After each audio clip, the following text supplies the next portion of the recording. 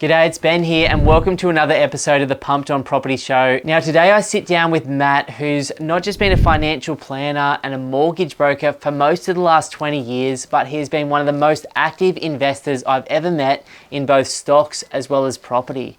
Now Matt and I go super into his story from buying his first property at 19 years of age all the way through to some of the crazy stuff he's doing now, like development approvals for 33 plus units. His story is not just super inspiring, but it's also packed with incredible lessons that he's learned on his journey as an investor over the last 23 years.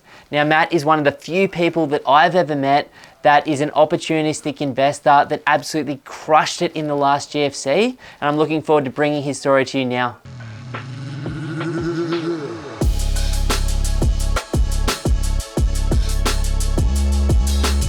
So let's take it all back to where it originally began.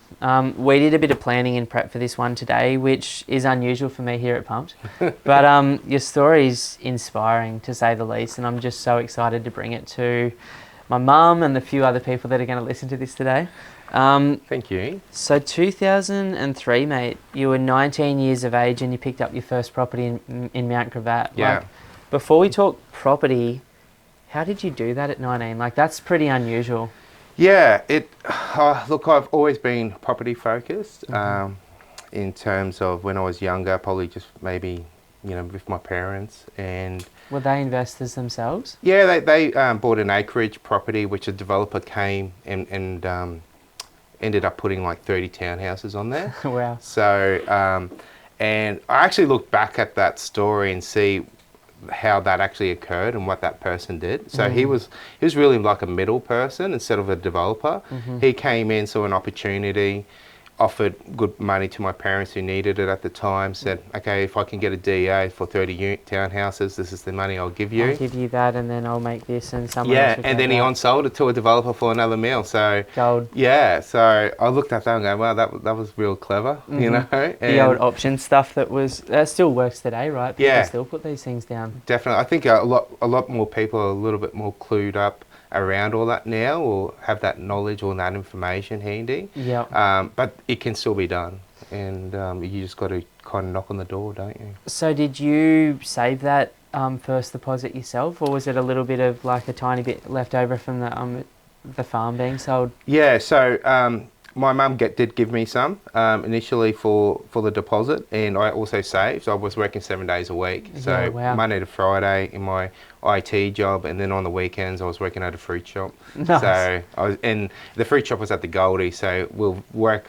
during till about 5 p.m. and then we'll go out. Yeah, 100%. And then the next day was a little bit always harder than the first day. But yeah. 19 years of age, living in the Gold Coast, I'm assuming the Gold Coast was just as fun then as it has been ever since. Yeah, it was. It's probably I probably rated it a lot funner. I think now it's like a little bit. Yeah. I haven't gone out there for a while, but yeah. So I suppose rocking up on Sundays would have been a bit rough. It was, yeah. Sometimes, the owner would come and have to wake us up. Yep. But it was fun. He was a mate of ours as well. Oh, I'll never forget when I was 19, at the time I was working same as you, like a full-time job and then a part-time job on the weekend. And my part-time weekend job was a bottle shop. Yeah. And I remember one night, I'm 19, I just got back from Europe. When you still got like 20 or 30 mates around you every weekend and it's just like the whole scene goes out. Yeah. We've all gone into the city. I still to this day said I got spiked by these Maori guys, but I think I just properly sent it. Yeah. And I got home at probably 4 a.m. My dad picked me up at 5 a.m. because this guy made us sell milk and bread out of this bottle shop as well, which opened at 8 o'clock. And I was picking it up. I was in the clothes from the night before, which is a white shirt, nice shoes, covered in vomit, so bad. And my dad's there, and the owner of the business looks at him, and my dad looks at him, and I'm just head down, and my dad I'll never forget, he goes, He fucking showed up, didn't he? Yeah. I was like, yes. No. I called my mate up. He worked the whole afternoon. I was getting pizza just delivered. I had like a 2-day hangover. It was the worst of my life. But like, But you showed character up. building, man. Yeah, It's that's like right. I wish I hadn't of. Yeah, So, that's right. You regret it. You Yeah. kind of go, maybe next time I won't send it as much. without a doubt. But you never listen to Never yourself. listen. You keep going. Like I should have learned that lesson. I'm 40 now, and I still like to have a beer. You know. Yeah, same. So the first property, 195k in Mount Cravat. Tell me what happened with that one. Yeah, so actually, a funny story is my brother had it under contract, but he couldn't get finance. So, but I could, which was funny enough. So brave. Yeah. So he just transferred the contract over to me, and I picked it up. And I said, yeah, no, I'm definitely keen to get into the property market. And then I just rented it out. After 6 months, I think it was, or after 12 months. Okay. And just sat on it for a little while. Then my mum moved in there for a little while, just had to help her out after she was going to renovate her old place. Okay. So that was my way of kind of giving back to her. Beautiful. And then we stayed in there and met Jolene, who's my wife now as well. So, we had a child, and she had a property which we were staying at the same time, and I was like, maybe I don't really need this property anymore. So we spoke to a local real estate agent, said, oh mate, you probably only get about 250 for it, which was only about 40 grand more at the time. And I said, oh, that's not really going to do anything, That's not a great huge amount, especially after capital gains tax and everything like that. Which is a pretty big thing to say as a young guy, like 40, 50k that's in true. 2004, 2005, but even then it's like, nah, I'm holding out. Yeah, I just thought, no, look, I'll just hold on to it. I think the value was still there. Yeah. So then I explored the options with a town planner, just tried to understand what I could do with the property, what was the height, if I wanted to run a business. I was in IT, so I was thinking maybe I'll go and open up an IT shop in there, and I'm glad I didn't. Yeah, I was just thinking, people walking in with PCs back then. Yeah, so I was always kind of trying to push the boundaries as such with property as well as work, and even like with IT, I was working for Spa Supermarkets. We set up their point of sale systems. Nice. And I got to know that system, and I started creating my own point of sale machine and started selling that as well. Wow, that was sort of like something on the side? Yeah, it was something on the side. Did that turn into full time for you, or did you sort of have it just as a side thing? It was actually on top of the fruit market and the full time. So and Jolene would deliver, go and pick. Oh, sometimes I couldn't get out of work, so I'll tell Jolene to go to the computer store and say, hey, can you just give this whole list of computer items to this guy, and he'll just give you all these parts so I can put it together. Love it. And because I guess I was just trying to make money, and I had a child. Then we had a second one. Our second one was in 2007, which everyone kind of remembers from the GFC. And that was in April, Zaid. We had Zaid in April.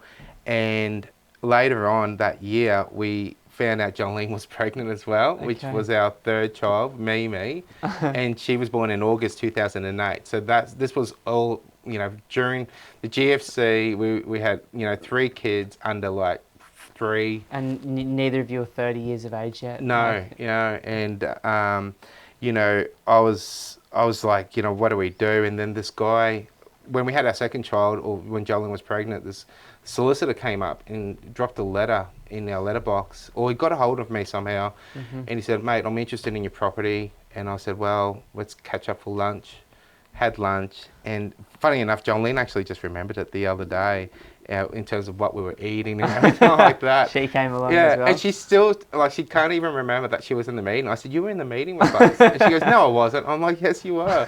And anyway, I just basically shared all the information and what my vision was with he was actually a solicitor, and I said, this is the value which I see in this property. I believe it's worth 450, and these are the reasons why. Yeah. After hearing a real estate agent say 280. Yeah. Start higher, do the chop thing. Yeah. Cut it back. And that's what I was just thinking. I said, what would I be happy to let this property for, go for, and what would be my amount? And I had that figure in my head, and he sent me a couple of contracts when I was at work.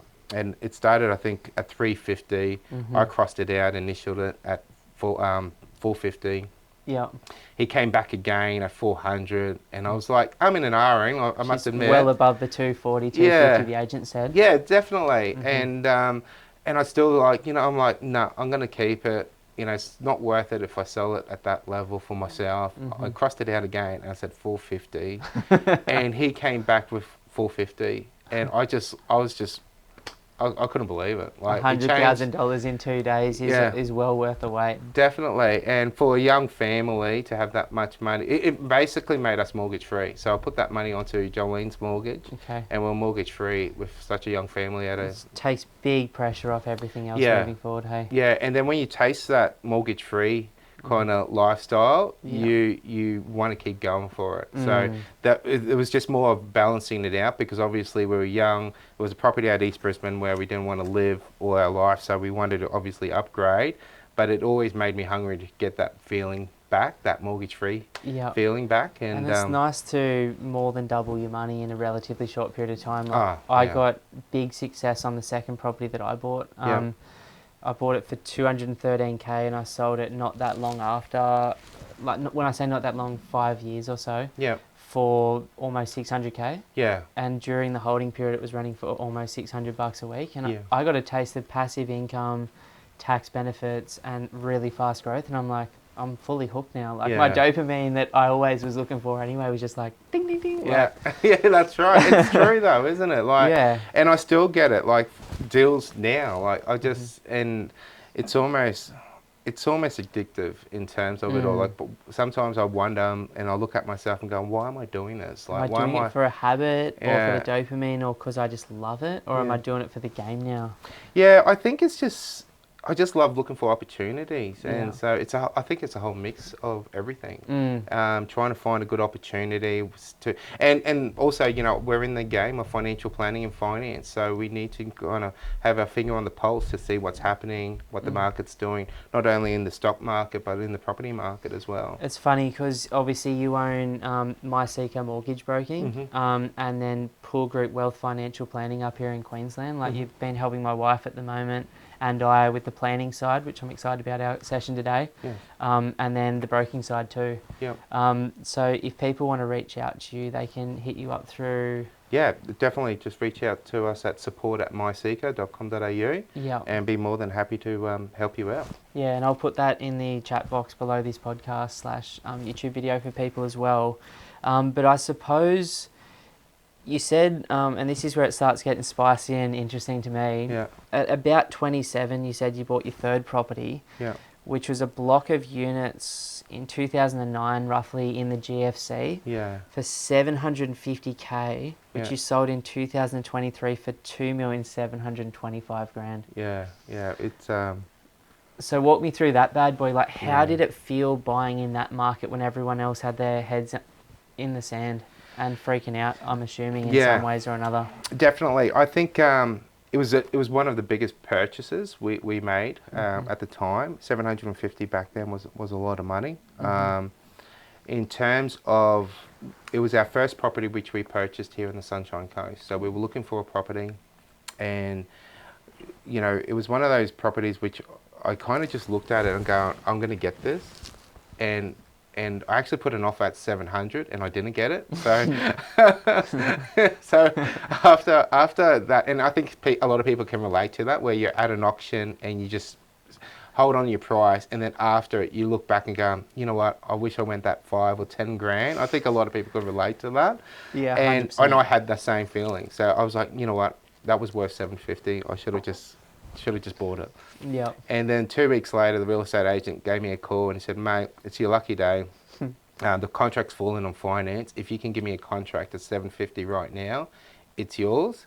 And I was at work and I couldn't get a hold of Jolene, so I just signed the contract myself, put it in my name, and I sent it back, and we were in contract that afternoon. Yeah, wow. At 750. And it was daunting because it was a duplex, three bedroom duplex right up Mooloolaba on the headland. So it was a great property, but it was also a large mortgage too. And during that time, I was actually doing a subdivision at Everton Hills, and we had East Brisbane as well. So we were definitely at capacity, and obviously we had this GFC over our heads as well. At that time for work, what were you guys doing? Because I know Jolene was always a financial planner. Had you transitioned out of tech by that point into something different?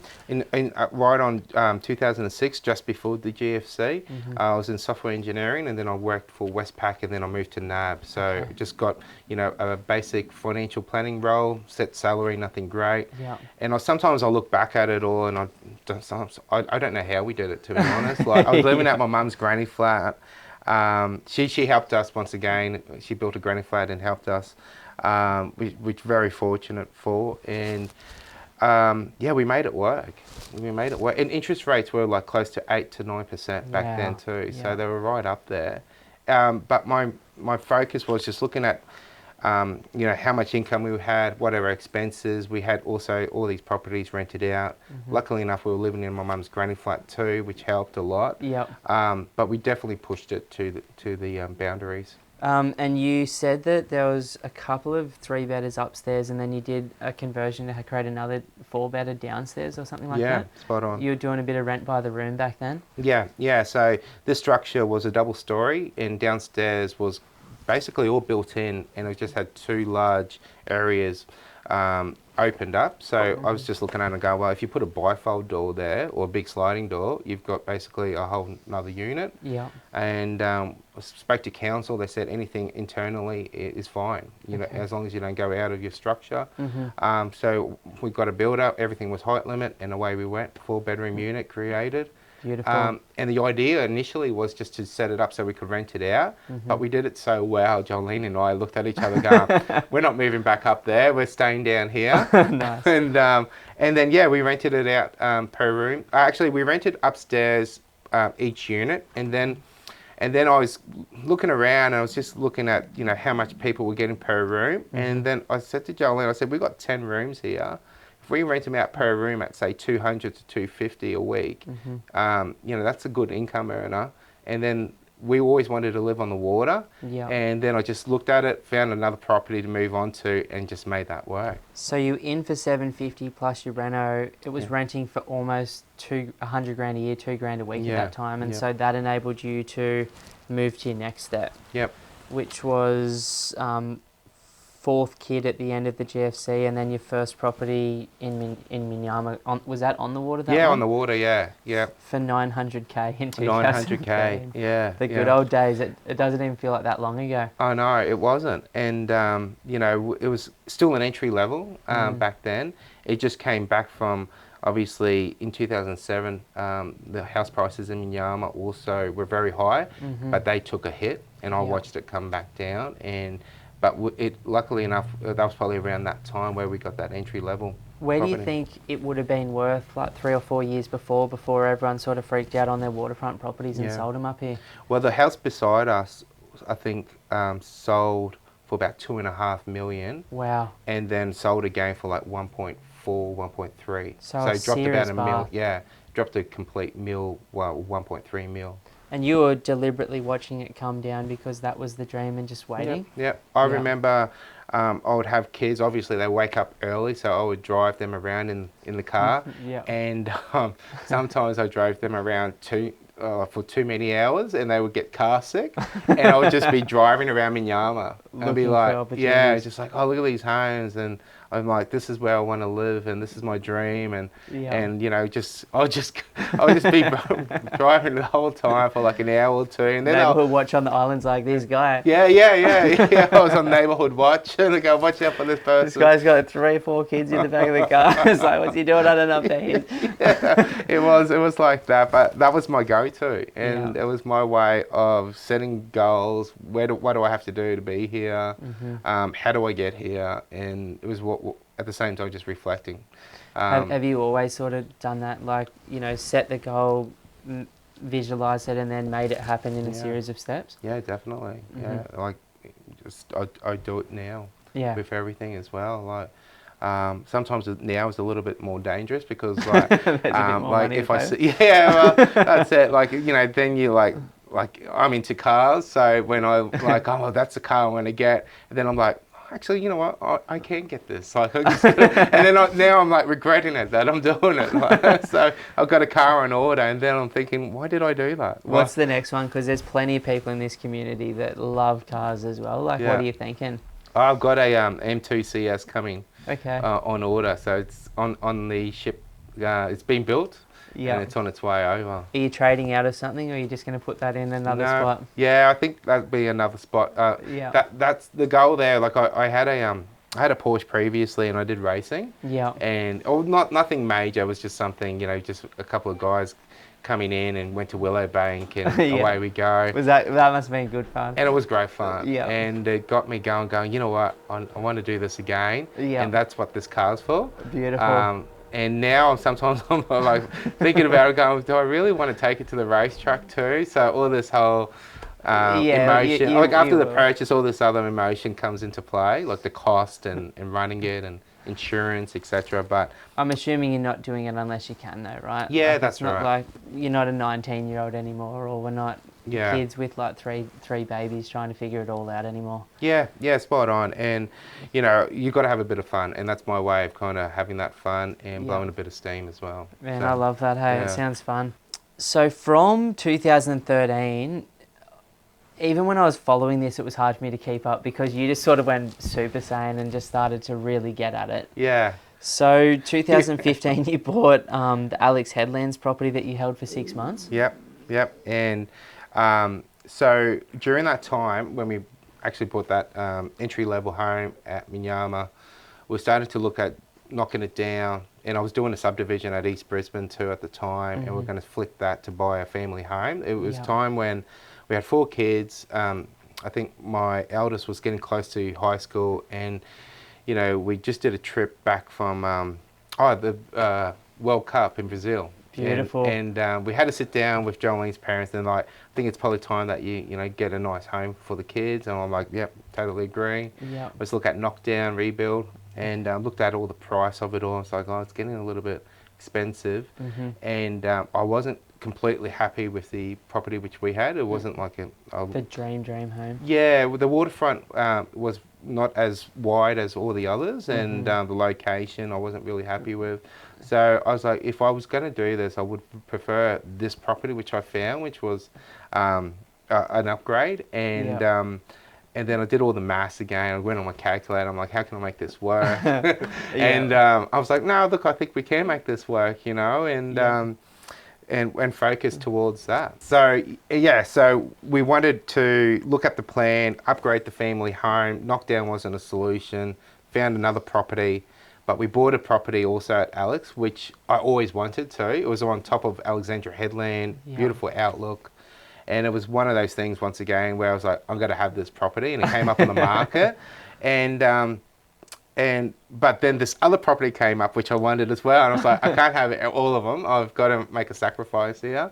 And so you sold something out to grab the thing that you really wanted? Yeah. And it would have been, like, if we kept it all, it would have been amazing. But it just comes a time where you can't. And you don't want to put yourself under that much pressure. I'm a trader of properties. Like, I don't mind buying and selling, making great short-term money, and then having the lifestyle that I want sooner. Yeah. But obviously, you're a financial advisor, and I suppose if you're going to do 1 to 3 properties in a lifetime, then, what is the advice? Maybe hold those long-term and let them do their thing?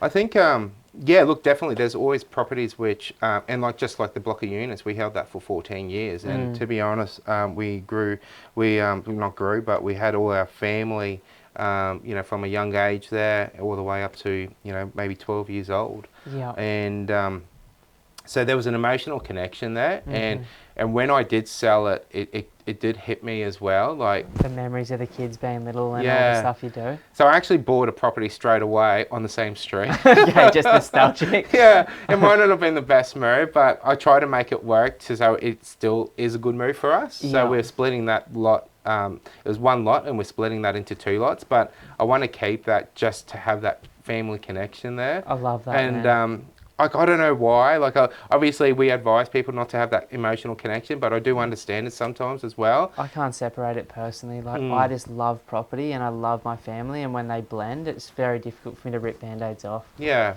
and it'd be one of those, be one of those properties where hopefully, the kids hopefully may inherit in the future, and they go, this is the street which we grew up in. That's We used to cool. walk up here. That's our school right next door. Yeah. So yeah, it'd be nice, and that's probably the vision there.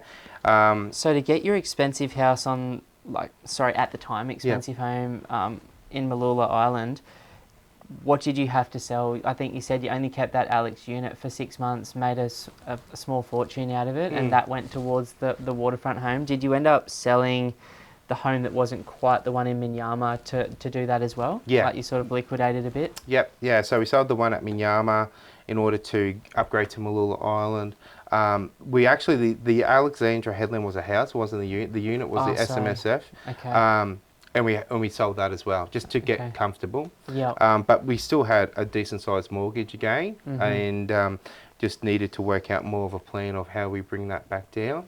And looking back at it, I think it was, we were running an accounting firm and a financial planning firm, and the Royal Commission came, and we had a large mortgage, obviously with the dream home. And we just thought, why don't we test the market to see what our business is worth? Yeah. And then we got a really good offer, which then made us debt free. Okay, beautiful. So the gains from that wiped the family home and gave you some breathing space. Yeah. I think you said Jolene sort of semi-retired and hung with the family for a while, and you kept your mortgage broking business cranking. Yeah, yeah. And it was during the COVID period where grants were, increased a great deal. I think it was 50 to 80,000 close to, or, in total in terms of grants. Probably not up to that much, but it was definitely up to 50 grand off memory for first home buyers getting into the market, which was just a huge boost for them. And obviously, as we all know, the aftermath of COVID, with all that money being pumped into the economy, it just inflated all the property prices. Can I ask you something that's got nothing to do with the story, and then we'll come back to 2017 where it really started to go? Yeah.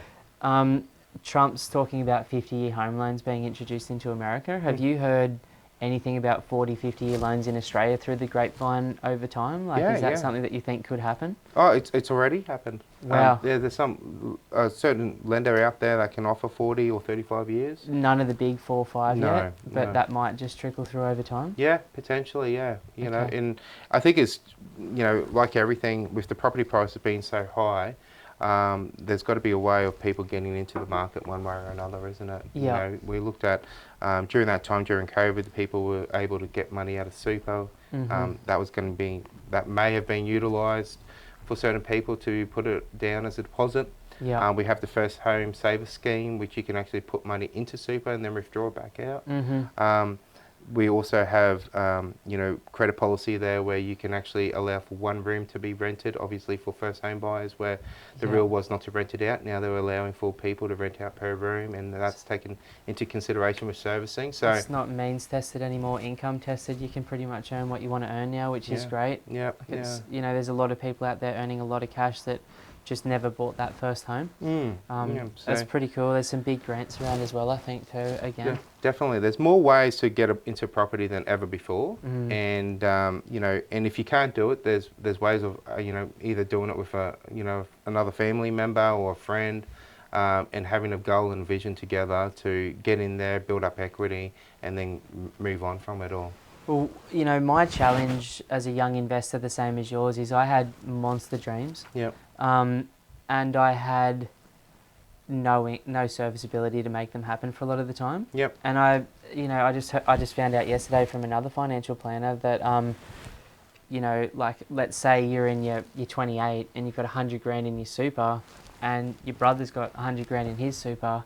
Apparently you can put that together and then go buy a property. And those little ideas that weren't in the market, or my awareness of them wasn't there previously, there's some exciting stuff. You can get, a friend can come together, you and your wife can come together. There's some exciting stuff if you're stuck servicing wise outside of super to look at things inside super as well. And I think through booking that session in with you personally and just starting to figure out, hey, there's some really cool things you can do inside and outside of super. I've got great brokers around me, but it sounds like you found a way to save me some even more money. And from a financial planning perspective, there's some really cool tax effective things that are just completely black and white that the Australian government's allowing people to do to encourage them to do certain types of assets right now as well. Yeah, definitely. Like, getting your head around the super space is really difficult. Like it's even for financial planners, it's really difficult. Yeah. There's concessional, non-concessional contributions. There's caps now and limits in terms of how much you can have in your pension fund. What your threshold basically in terms of tax inside super will be based off your income, and also that encourages, well, not encourages, but the change of legislation brings in more fear for people about investing in super. So we do hear people going, I don't trust it, or it's something I don't understand. Yeah. Instead of embracing it, because it's always going to be a vehicle which is going to be tax effective than outside of super, and that's hands down always going to be the case. It's just too powerful not to be. The 4 things that I've learned through you and Jolene recently that I think are really important, and I'll just say them, and is one, let's say I'm earning and my wife's earning over 100, like that income over 190k is getting taxed hard. But if I contribute to super in any given year, it's 15%, right? So there's a huge advantage for high income earners to talk to someone like you. On top of that, you can backdate it a whole number of years. So I was able to go backdate it because I, as a business owner, never really contributed. And that enabled me to put in 80 grand one year, 80 grand another year for my wife. And then this year looks like the same thing. We'll be able to backdate a little bit more and put in another. I know that's a privileged position to be in, and I know a lot of people listening to this aren't quite there. I wouldn't have been in the past. But it's just smart, instead of paying 45 cents in the dollar on some money, to pay 15, right? Yeah, and it is income tested, so it's at an amount of 180,000, you are still taxed at 30% inside super, and that was a new rule that came out. Okay. So anything under 180 is at 15%. Yeah. And then you've got CGT, capital gains tax as well, where it is limited in terms of after you hold that property for 12 months, you're only taxed approximately around 10% versus what you're taxed outside. Crazy. So that was the second thing I was going to say. So let's say I bought a property. That property did extremely well in the first few years, and my contributions weren't going to be strong enough to build up the super that I want. I bought for 500k, I sell for 750. I get my original deposit back, which is significant, like 20-30% in super. Spot on. And I get my after entry fees, holding fees, exit fees, maybe I get 200k. And am I right to say that holding it for that 3-year period, or anything over 12 months, I'd only pay 10% on the gain? So on 300k gain or 200k gain, I'd pay 20 grand. Versus outside of super, that's stinging you for a fair bit more. Spot on. And then once you hit your pension phase, it's 0%. 0%. Yeah. So we're in the most tax effective environment in that pension phase. And so pension phase being retirement can be from 60, pension phase being from 65, is that it? Yeah, well, it depends on when you were born, so your preservation age, and also your status in terms of when you've retired. So usually after the age of 60, you can go into a pension phase, and then start drawing. You got a certain amount in terms of how much you need to draw out of your super, based off your age. So you might need something like a property, but also another liquid asset, so you can actually draw the income, because it may be 4 or 5% that you need to draw down, but the property may not generate that amount. Sure. So if you have something liquid, you'll be able to draw that down. But if you were to, that income from that property is 0% tax. If you sell that property, 0%. So there's post that age. So that's hence the reason why that environment is the most tax effective environment. I think the big thing that you said, and the third thing that I want to point out, is I just found out that my wife and I, according to you guys, could have as much as $2 million each of assets owned outright, or just assets in super, that on the day that we retire or hit preservation age, we can effectively sell tax-free. I mean, that could change dramatically in the next 20 years between now and the time I'm 60, but right now, that's right. Fucking unbelievable. It's a huge amount to actually obviously rely on tax-free as an income. So let's just say that it was at 5%. So predominantly, you're going to get that money, 100 grand tax-free. In future episodes, hopefully we're doing something around lending Yeah. and something around financial stuff, because obviously I'm not a financial advisor, so I can't talk about it, but I can ask you questions or like learn about it as Yeah. we go. And I'm just super excited to go deep down the super path, because I think it's a monster opportunity versus, you know, your standard managed fund that returns whatever the index stock market does, minus ridiculous fees from some of these companies as well. Yeah, yeah, definitely. And well, once again, I guess also with that self-managed super fund, it usually runs on a fee for service basis versus a commission or, Yeah. or a percentage of your balance. So So it's an agreed rate, simple. yeah, spot on. So like, you know, if you've got $1 million or $2 million and it's in a industry fund, they charge you a percentage of your balance, Yeah. which is quite a lot, you know. So usually they're around about 1%. And we'll talk about that. Like, I want to really look at full life cycle. Like, we've got people that listen to this who are like 20, 30, 40, 50, 60.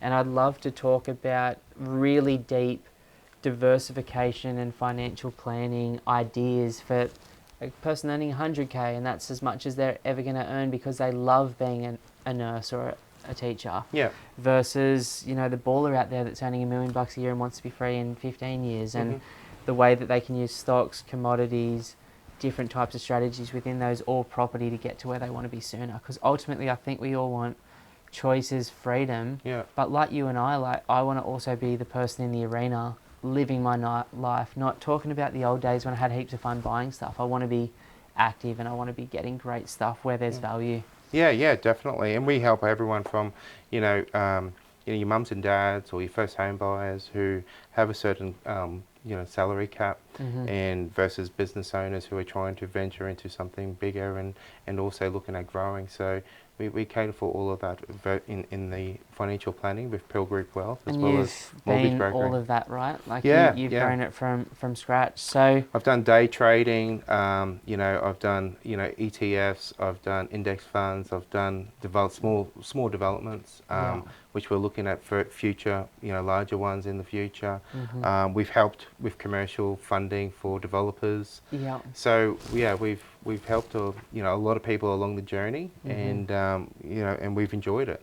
We're not sitting here and not wanting to help anymore, and it's a situation where we love what we do and we want to keep doing it, and we get satisfaction out of helping people. One thing's I think so impressive is I came to one of like the small events that you run for like some of your like wealthier clients, or maybe not even, just some punters as well, like myself. And yeah, I was in the room and I was blown away. Like, there was a guy in there who had, he was the chief economist for like, I think the second largest index trading company in the world. Yeah, Beta Shares, Like, sitting face to face in the sunny coast. I think they had, what, $6 billion under management or something. I can't remember. Yeah, that's right. Yeah, so, and that's the great thing, and that's one thing which we love about the financial planning side as well, is hearing, economists and people who, are head of the department for an index fund, or it might be for the bond department, heading up corporate bonds,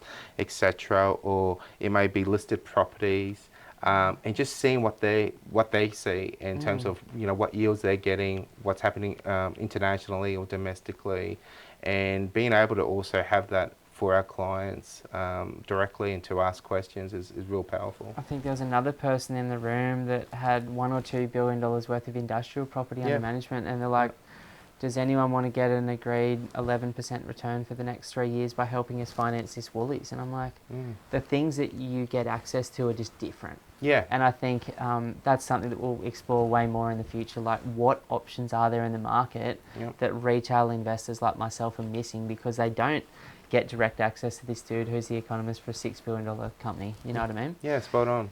No, there's some really cool products out there, and it's evolving and it's changing, and you can only have access to it through the advisor channel. But it's who you know really in those instances, hey? Yeah, definitely. But that's why we love running that department. It allows us to have access to different types of products, not only just on the housing side with the brokering side, buying direct. So it's a combination, because you can't. If you buy direct, there's always going to be a leftover amount of funds which you couldn't really use as another deposit because you've reached your servicing capacity. But if you can invest those funds in some other product to build up quickly, you can then eventually buy and leverage again into something direct again.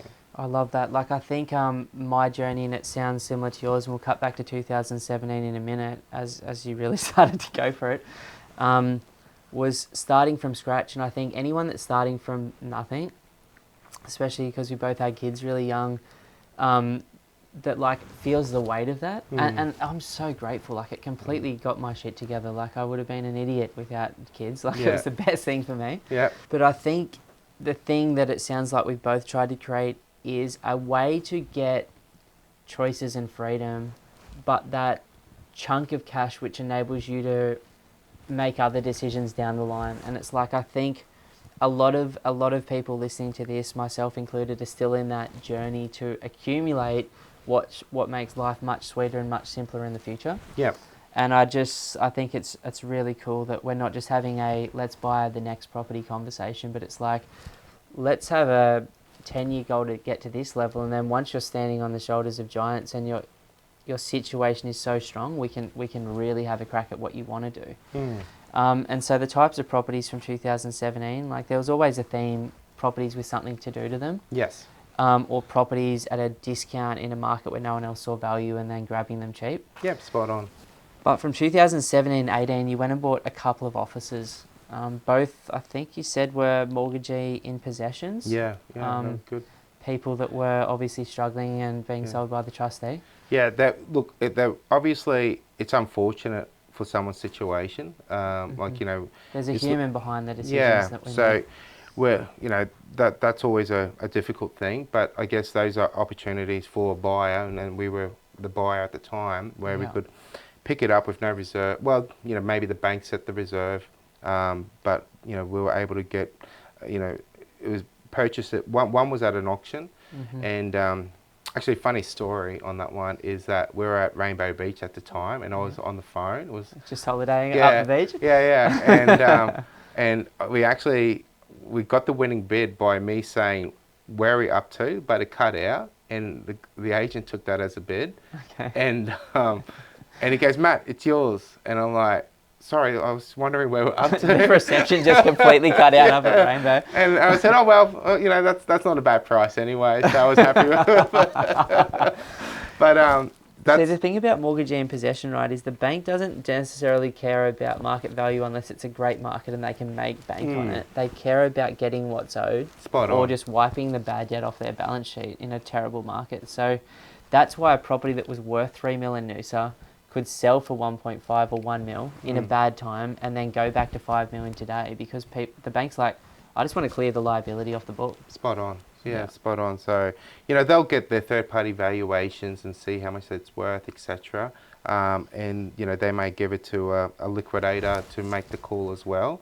Like in certain cases, like there might be Grant Thornton or one of these second-tier lenders or accountants, etc.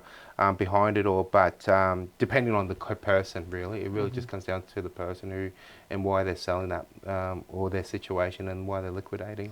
So one of my favourite ones was you bought it in 2018 in office, mortgagee in possession for 360, and in 12 months you sold it for 620k. Yeah, that's nice deals. Yeah, that was a really good deal. And to be honest, I kind of would have liked to kept it too, you know, because it's probably worth 900 now, you know, looking back at it. But it was just at the time, once again, quick turnaround time, you know, it is sweet. Like, man, who doesn't want to do that? Like, let's get real. That's the dream for any person listening to this. Definitely. And so I guess in that situation, when we look at buying, we look at how much we can make in a 12 to 24 month period, and then question, is it worth selling or is it worth keeping? Yeah. Because during that period, if we've made a good gain, then it's hard to kind of repeat that gain year in, year out. Sure. And then that's where we're like, let's liquidate, get that gain, and then put it to something else which could potentially deliver the same amount of return again. So let's say you're in a position just personally right now,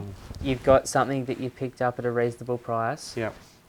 Like Elon Musk, AI, like Grok, would be suggesting that Brisbane might do 8 to 13% in the next 12 months.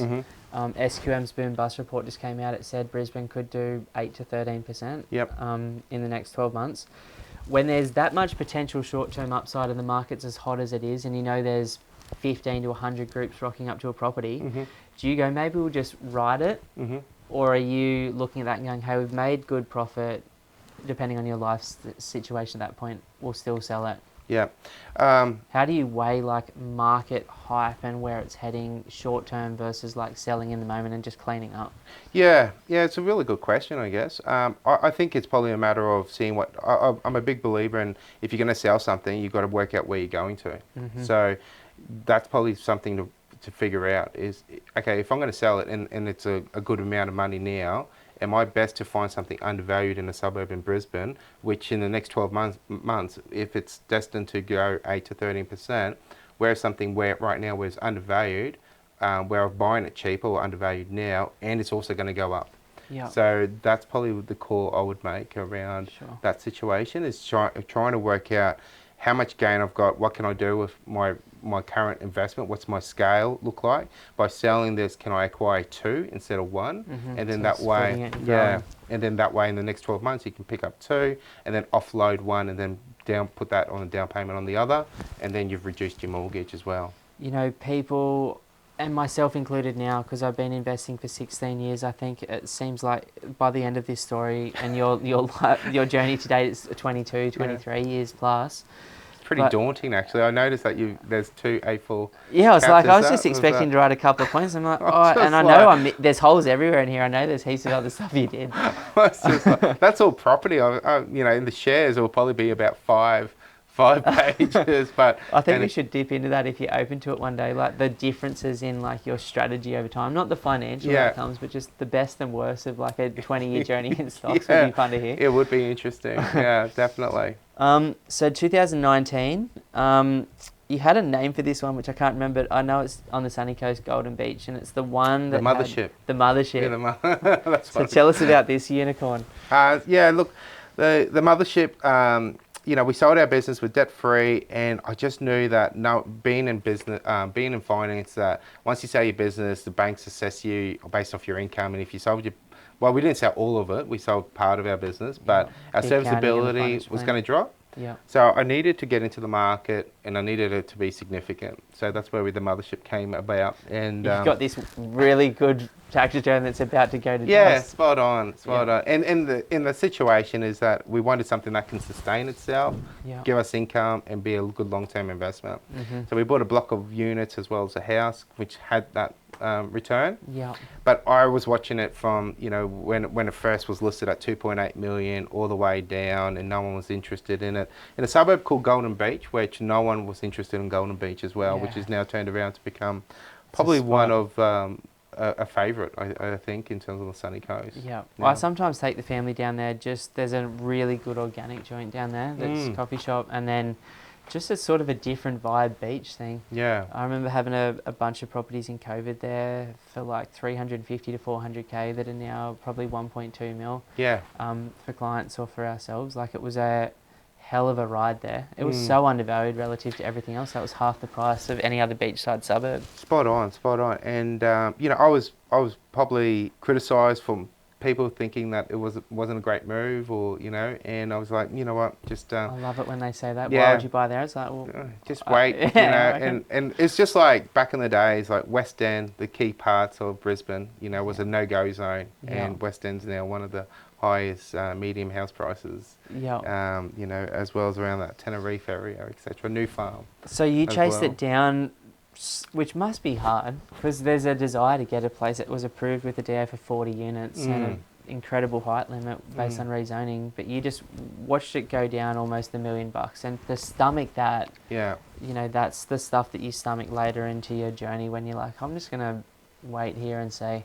Yeah, definitely. Like, I guess you do question why no one's interested in it, and there is that back of your mind going, well, if it's this hard to sell, maybe I'll be faced with that eventually. But I guess you just got to go through your, system and work out and back yourself as well, because sometimes, making a move like that, it can be daunting, but you've got to just back yourself and understand what the fundamentals are. And this was very close to the township of Golden Beach, had a DA for 40 units, commercial property, so money Water spent on views, that. right? Water, On the beach. yeah, so close to the beach. It's got rental income, so it can look after itself. It's on 2 lots, so if I get in trouble, I can sell one, liquidate. So there's all these things I just kind of worked out on and going, well, I can't see how I could lose. I love that. So the mothership, and what does that mean for your family longer term? Like, what does success look like on this property if everything worked out over the next 15 years? Yeah, look, it's definitely a property which I would like to, if the kids are up for it as well, try to include them in it as well if they're up and going and working, just so that way it's a good grounding for them. Is that why a couple of them are studying medicine now, so you can get your servicing Yeah, up to pretty much. No, that's what it's we need that Medicare deal. 100%, we want that finance. So it was just more like, Can you explain that? Because there's nurses, doctors, physios listening to this, dentists. Like, what's Medico deal again? Yeah, so 95% no lender's mortgage insurance for owner-occupiers and investments. Some are 90%, 100% for their own medical suite, or commercial premises as well. So basically they're just lending because their essential is just phenomenal. Yeah, they know how much they can earn in terms of potential, how quickly they can pay off the loan, so the risk factor is limited. Cool, and so you've bought the mothership. Yes. And then within 6 months, COVID comes through. Yeah, it's daunting. Things were kind of, you're hearing that, you had to give relief to renters, but it was probably more for commercial than residential, but it still plays on your back of your mind, what would happen if, if the tenants don't pay their rent, if I have to carry all this debt. And luckily enough also, obviously the banks came to the party with dropping, well, not the banks, but the Reserve Bank of Australia and the banks came out with products and lower interest rates, etc., which, we catered for a higher rate at the time. So when interest rates came down, it became cash flow positive. So it really helped us as long as the tenants paid the rent. I'm pretty sure I forgot this, but on my properties, you know how they were giving a 6 to 12 month, like, you just could stop paying for the interest? Yep. I just took it on almost all of my properties and just saved the rental income, which, that's phenomenal when you think about that, bro. Oh, definitely. Even 1.99 fixed for 5 years. I look at, when you look at that and go, wow, and if you timed it well, right at the end, you almost got 7 years of 2 years. I have people coming off fixed rates at 1.99 still to this year. Yeah. This year. I'm still hearing 2.1s, not so much the 1.9s, and I'm like, that is beautiful. Yeah. So I messed up on that one bad. Yeah, I did too. It's one of those things. I thought, no, I've got a little bit more to go, and obviously with a commercial loan with that mothership, it was hard to get a fixed rate as well. Yeah. So, but we did what we had to do to make it work, and that once again pushed me in the business which we had up and going, which was lending, so make it all work and sustainable. I love that. And so obviously there's that COVID period, you're playing around with the designs and just having some fun, like a lot of people, just waiting to see what's going on in the market. I'm assuming the stock investor in you would have been like, let's go. Some good opportunities there as well. Like Qantas is one, for example. Wow. Yeah. Where did that go to from its previous high? Did that come? I was down to $1.20. Wow. Yeah. And where it's would at that $5, I believe now. Okay. Yeah. So 500% return in 5 years. Yeah. And obviously we saw Virgin come out of the market and they didn't make it, but obviously it was a matter of picking either Qantas or Virgin. The Australian government backed one is always a safe bet. And that it's too big for the government to let it go. Yeah. And it's just these kind of opportunities in every cycle. There's always going to be an industry that gets impacted. Something will happen to the stock price of that industry, and then what will happen on the outcome of that as well, or what will perform a lot better as well during a period like this. Obviously you have pharmaceutical products, like Pfizer, etc., Johnson & Johnson, and things like that, starting to perform really well. Who's selling toilet paper? Let's go. Yeah. Sanitizer. So 2022, outside of super, you've just bought one more property, big acreage. Was that going to be to a let's move out there and have it all set up for the family? Was that like a holiday joint you were going to try and set up, or was that just a tree change off the beach at that time? Yeah, it was always wanted to have an acreage property. I think Yeah. Jolene and I had a bit of an interest in eventually having an acreage property. Yeah. And it was a nice one too. It was over at Winston, Palmwoods, Winston Road, which was a nice road. I love Palmwoods, bro. Yeah. I'm out near that way now and it's so good. Yeah, it was really nice. And, the plan was to, probably redo the house up, put a granny flat, maybe get a DA for some cabins and things like that. And, we were maintaining the acreage, etc., and I really enjoyed it. Getting outdoors and clean, but it was a little bit more maintenance than I thought. There was a lot of gum trees on there, and then I started to also realise I'm not a big lover of snakes. Seeing a red belly or brown snake wasn't my. I didn't actually see one on the property, but you could just see the skins around, etc. And I was like, you know what? I love acreage, but I don't love it that much, kids. Yeah. I want them to survive. Yeah, and that's where I thought, no, let's go back to the beach. Yeah, and that's where I made that kind of call. I'm like, I might just stay closer to the beach. Sure, I love that. It's sort of nice sometimes to shut the doors that you think you want. Yeah. I'm wicked at that, man. No, I dreamt of this, I got it, boom. Yeah. Not for me, move on. Yeah, spot on. Yeah, that's it. That was that move. Yeah. Expensive moves, but obviously acreage in that particular part of the world, like Tanawa, Forestland, through Palmwoods a little bit now, Woombai, it's all like people want it. Beautiful. And I still, I do question maybe I shouldn't buy one with so many trees, and maybe just a nice. So it is still on the agenda eventually. I might come around, but. There's some beautiful properties out there. You look at them and they're amazing. My long-term dream with Lisa, it's like I love, same as you, I love working with a small number of people each week that I can really help change their life for the better. Yeah. Through mainly them not doing all the stupid shit that I did. Yeah, you know what I mean? It's like, don't do any of these things. Yeah. But there's some really, really, really undervalued, I believe, acreage sites around Palmwoods a little bit, but mainly in Woombai, West Woombai. Yes. Where there compared to Doonan could be a $2 million split now. Yep. That a flat with the worst houses on them, and my dream would be to, in cash, grab one beautiful project every couple of years, turned into a resort style dream home for someone with the big sheds and the big gym and the cold plungers and sauna rooms and steam rooms, that one person that's I just want that 6-bed, 3-bath, 400 square meter joint with all the sheds for their special cars. Yep. And try and make $1 million or $2 million off one of them every few years. I think that would be so fun to do in the future, just as having a finger in that creative pie. Yep. But not necessarily having to go through DAs and stuff to create them. Yeah, no, I totally agree. I think that's something that's really special about acreage property is the space. Yeah.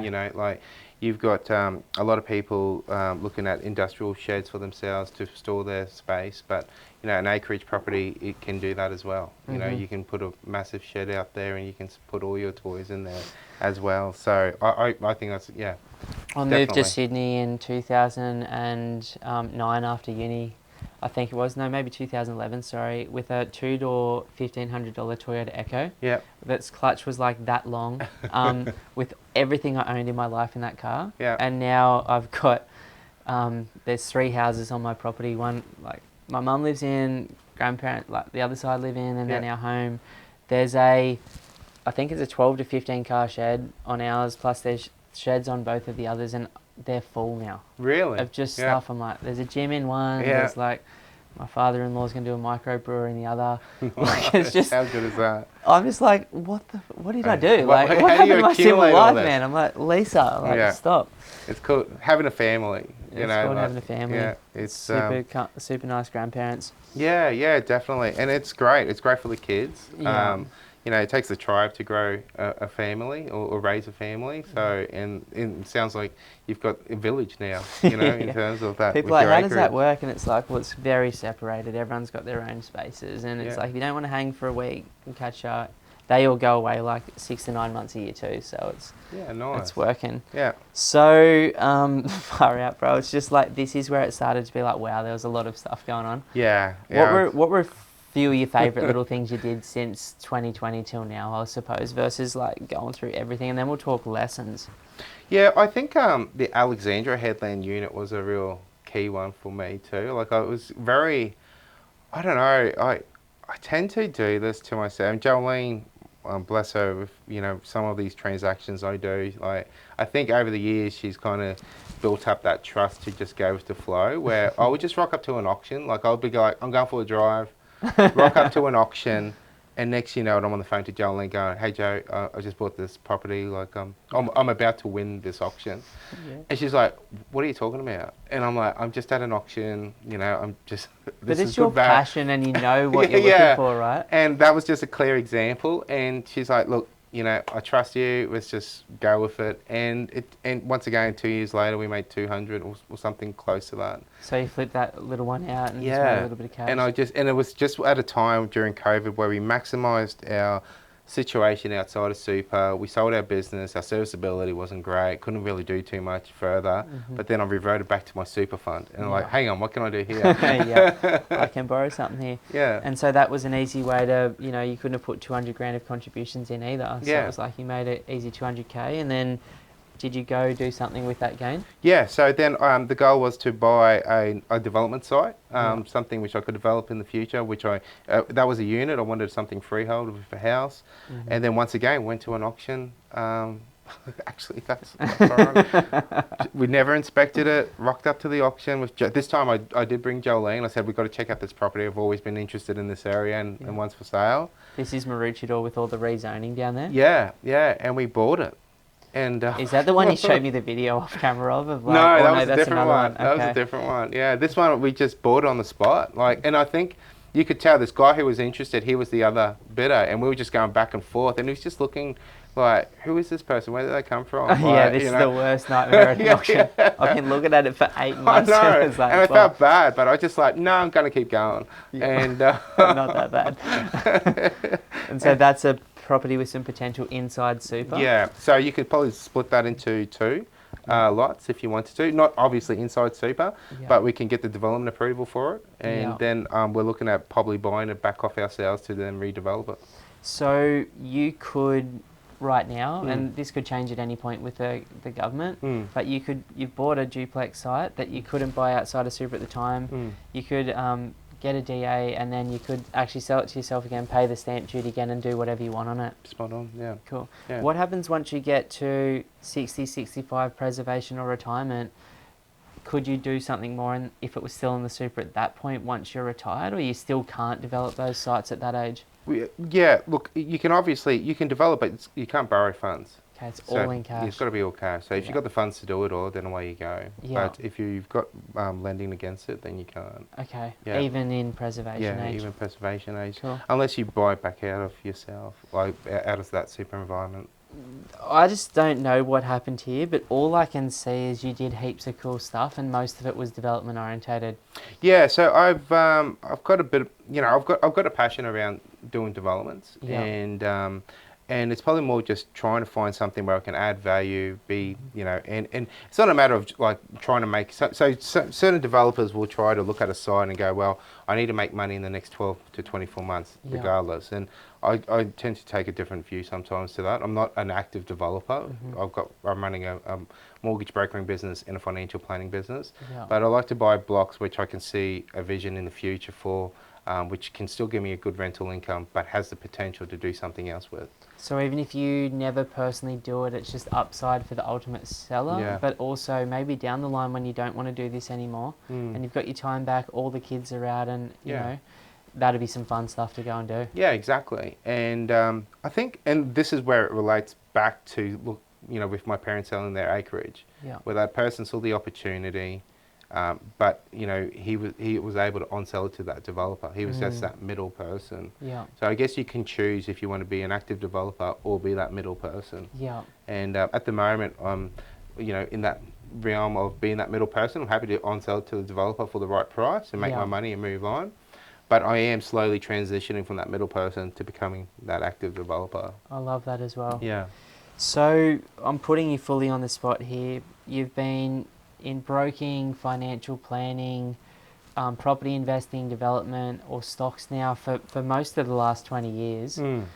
I didn't ask you this before because I sort of just wanted to see what came to mind, but what are some of the big rocks that you've learnt over this period through everything you've heard, learnt personally and done? I think you're going to have a lot of people give you advice, etc., and about you shouldn't do this, or it might be barbecue talk, or you'd be crazy. I think backing yourself is a real key part, and looking at those fundamentals of, how much I can service, what's my capacity, why am I choosing to do this, why am I doing this, Yeah. and backing yourself is probably one of the biggest hurdles to get yourself out there, especially because it's very daunting. A lot of people, and even to date, my own mum will say, "Stop borrowing money." It's like, stop doing what you're doing. Because she doesn't understand what you're doing, really. Yeah, and She's trying to protect you from the bear still. yeah, spot on. And that's my own mum who, I listen to, and she loves property, etc., but she doesn't like the debt side of it all, and the stress and the headache that comes around it all, and sees the aftermath of if it doesn't go well and you can't pay that debt, right? So because they grew up in that era with high interest rates, etc. Yeah. But that's where you've just got to back yourself and go, okay, well, if I'm going to get into this, how do I get out of it? And once you've got that formula in terms of how to get out of it, and then what's the downside? One thing I think that you and I are both similar in is like, hey, I'm just going for a drive to this auction. But it's like you've been thinking for 6 months about what's next. You're researching the town plan. You're on realestate.com every day. Yeah. And it's like there's nothing... Actually, there's one property that I made a monster mistake on. More than one, but like one that I made a big mistake on because I was driving back from the beach at Majimba, went to this auction, missed the property. I'm like, what else is for sale? Oh, this one. I'll just buy it now. And it wasn't a mistake. It was just top of COVID, duplex site, now phenomenal. Yep. But at the time, just like, Yep. I don't like it. I'm not a top of market guy. I'm like I love it when things are distressed. I can stomach those markets really well. Yep. But I think you make it sound casual, but there's a lot of calculated risk in there that other people aren't weighing up when they're like, oh, he's just doing stuff all the time and he's in a bit of debt. It's like, if you knew how far down the rabbit hole my mind was, like, it's risk, but it's very calculated. Definitely. I'm not doing it to take anything away from my current or future life.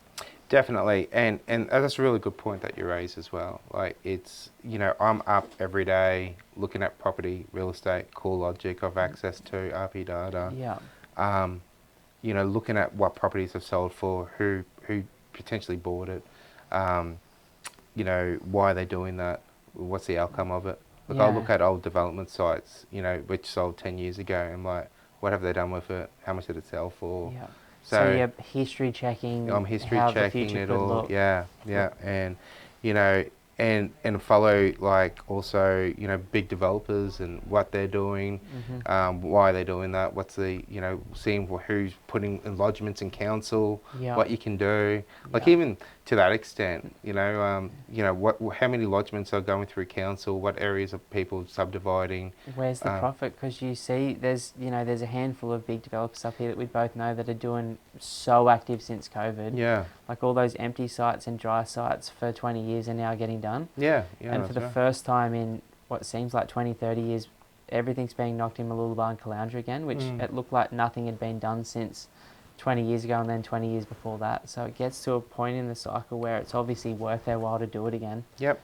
And obviously with the Olympics coming up, we got, that drive factor to kind of make sure that we got enough hotels and apartments and things like that as well. So yeah, we're probably going to see more and more of it. But we do have a small window, I believe, where if you wanted to do some further construction, you want to probably try to get in sooner than later, because that whole drive to the Olympics might actually start coming into play. Yeah, and what other things have you learnt? Like, if you were sitting down with your 19-year-old self that bought your first property in Mount Gravatt for $195K, what would you be saying to that guy? If he'd hear you. Yeah, I don't know if my 19-year-old self would have heard me at 40. I think you know, look, I think backing what your career and your passion for is your number one investment. I think that is your go-to. The investment side and investing is your second side as well, in terms of, you know, actively investing. But if you can sort out what you're passionate for, passionate about, and what you want to do in life at a young age, then that's the key part, and to focus on that part. Then also, based on that, understanding every kind of market there may be, like Bitcoin, share markets, international markets, AI, and also really trying to understand the new revolution that's coming through sooner than later than any other person. So obviously we're in front of it now with artificial intelligence and trying to understand that, what products are coming out, and get involved in it based on how it can impact your industry. Like, it sounds like you've just been always growing and learning and never just going, I know enough. Yeah. It's like, no, that was a step point, a plateau. What's next? What's next? And that makes life joyful and fun as well. Definitely. And then also having some fun as well. Because you're only young ones. Yeah. And so you've got to have a good balance. Yeah. So you do the cars for a bit of fun sometimes, but it's travel's huge for you guys as well. Like, you have a great relationship with your wife, your kids. You're young, but your kids are growing up. Yeah. They're starting their own careers at the moment. They got into medicine and doing dentistry, which we're super proud of them for working hard. And you know, we like to kind of spoil them also on holidays as well as a family. Go skiing in Japan, and I think that's where you've got to, you know, have your goals and set your goals, and then try to work hard to achieve it. So that way everyone can celebrate in it as well. Man, I'm just so grateful. Like, I love these convos, and like, thank you for just being so open. Like, obviously you've done a whole bunch of cool stuff. Yeah. So just again, if someone does want to get in contact with you to talk about their current mortgage, that I can almost guarantee if I'm getting stitched up, then everyone's getting stitched up, because I'm on that thing pretty tight. Or alternatively, they're like, well, I don't know anything about super, I want to start to learn. Or I just want a bit of a plan for the next 5 to 10 years. Like, how can they get in contact again? Yeah, definitely. Just reach out to us at support@myseeker.com.au. Yeah. And just ask for Matt or Jolene. Yeah, spot on. And we'll reach out and we'll funnel that through to the financial planning or mortgage brokering arm of the business. Awesome, mate. Yeah. Well, I'm just so grateful, man. Oh, mate. Thank you. I'm grateful. Thank you for having me, and thanks for working with us as well. It's been great. And I encourage everyone to review their finances, get in touch with you guys as well, because you've been very transparent in terms of what you guys do, and it's really unique to see that in the industry as well. No, I'm grateful, man. Like, I know every person we've introduced through the broking side has been blown away. Yeah, thank you. The people that are signing up and setting up super funds and things like that, just because that might, and I know for a lot of people that's not the right step. Yeah. But for the small number of people that it is, fantastic as well. And I know Lisa and I have had a cool experience, but I'd love to go really deep in the next few years on these videos once a month with you, into the world of super, into the world of wholesale investing, and into the world of like sophisticated broking, so that everyone in this community can grow with you and learn from you as well. Yeah, definitely. Be grateful to share that opportunity with you and all your followers. Cheers, mate. Yeah, awesome. Thank you. G'day guys, my name's Ben and I'm the director here at Pumped on Property, and I just want to say a massive thank you for watching our content today. Now, if you're thinking about buying an investment property in the next 3 to 12 months, then the team and I would love to offer you a one-on-one strategy session. In that session, we can talk about exactly where you are right now, where you'd like to be longer term, and we can deeply educate you on the Australian market. And then you can take that information and go and absolutely smash it on your own, or potentially become one of the small number of clients that we work with each week. To book your session, all you have to do is go to www.pumpedonproperty.com and click that book your free strategy session button. But either way, we wish you all the best on your journey as an investor to financial freedom.